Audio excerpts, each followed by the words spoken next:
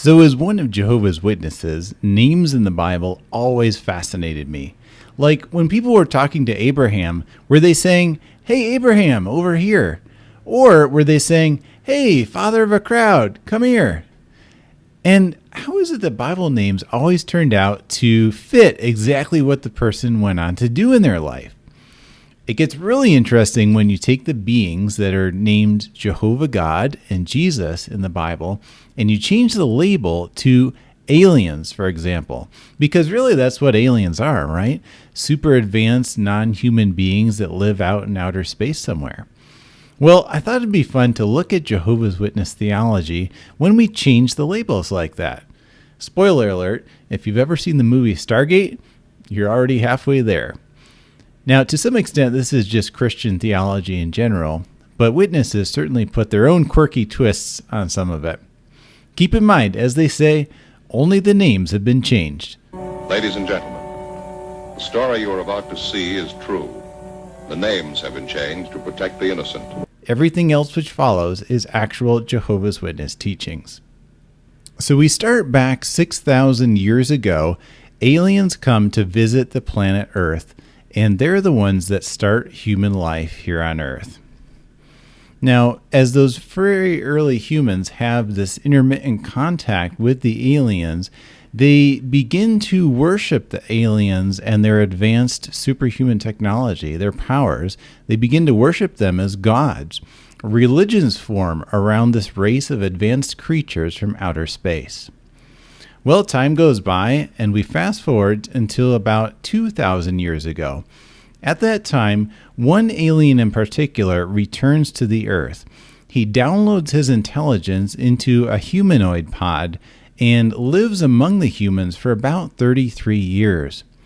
It's such an extraordinary event in human history that, well, even our modern day calendar is pegged to that event. And so if you pick any year now, that year is either marked as being before the alien visit or after the alien visit. And again, humans begin not just to think, hey, that alien was a cool guy, but they begin to worship the alien and his advanced powers as a god. Religions form around his story. Holy books are written. People will die to defend their support for him, and they will kill other humans who disbelieve the stories about this alien visit. As we jump forward ahead again in time, witnesses tell us that in 1914, the aliens again turned their attention to the third planet from the sun in our solar system. It turns out that there's been a bit of a civil war among the aliens. Some of the renegade aliens settled down right around the planet Earth, causing trouble like world wars and earthquakes in one place after another. But there's good news too. After 5 years of undetectable observation of humans from space, the good aliens select one organization of humans to be their main contact point on Earth.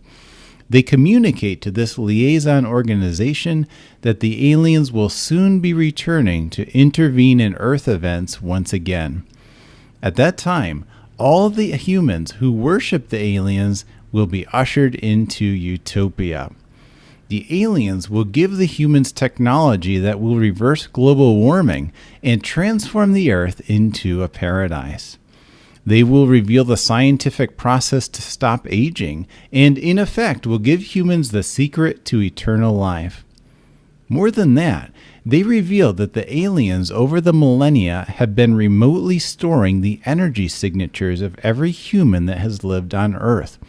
Almost all these energy signatures will be downloaded into fresh human pods using the same technology as that one alien did some 2,000 years ago. But the aliens' return is going to be kind of a good news, bad news situation. That was the good news.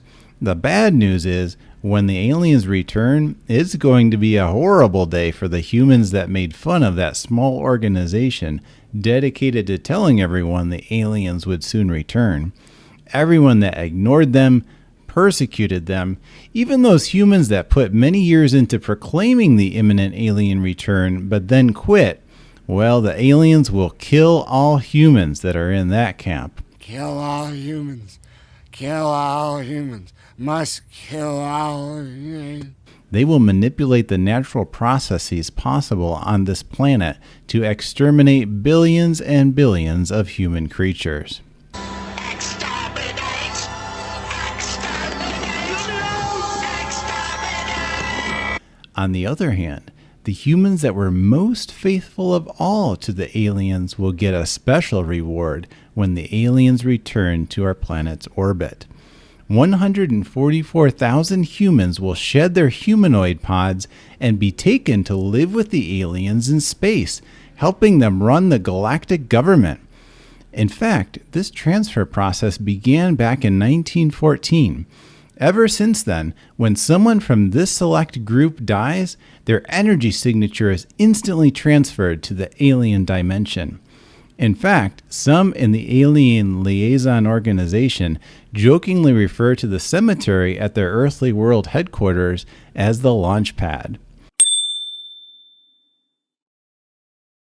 Every year, the organization publishes how many humans have yet to be transferred to go live with the aliens. They estimate that more than 120,000 people have been transferred, and that probably less than 20,000 remain on Earth. If any are still left on Earth when the aliens return, they will be instantly transferred to be with the aliens so that they don't miss out on the killing of the bad humans. Their willingness to kill lots and lots of humans when the aliens tell them to will mean they have passed the final, ultimate loyalty test and prove that they are worthy to work in the galactic government. In the meantime, the small Alien Liaison Organization is super busy getting the word out that the aliens are going to return any day now. In the 20th century, they printed billions of books and magazines about it. But now, things are all on screens, so they need to switch gears. Instead of printing presses, they need TV shows and movies. They need to build a big old movie studio. Hey, maybe you can send them a few bucks to help them build it. They're going to make some super cool projects. You know, UFOs and extraterrestrials are super hot right now. That Hansel's so hot right now. Maybe one of the first projects could be all about the alien who visited Earth 2,000 years ago.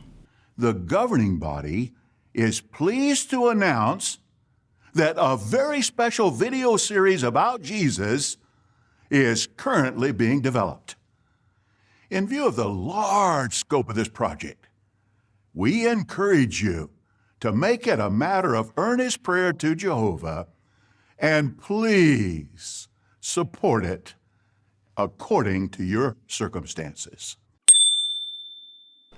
We are going to take the first song on your sheet, Song A. And this one was specially composed to mark the 100th anniversary of the establishment of the kingdom. 1, 2, 3.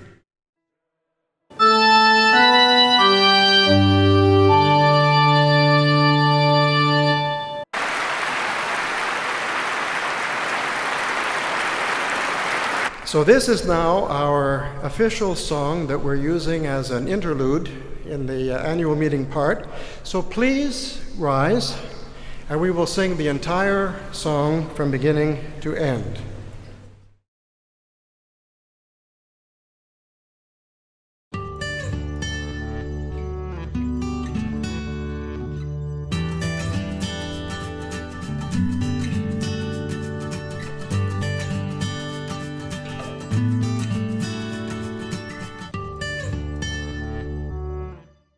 And you are doing a magnificent job.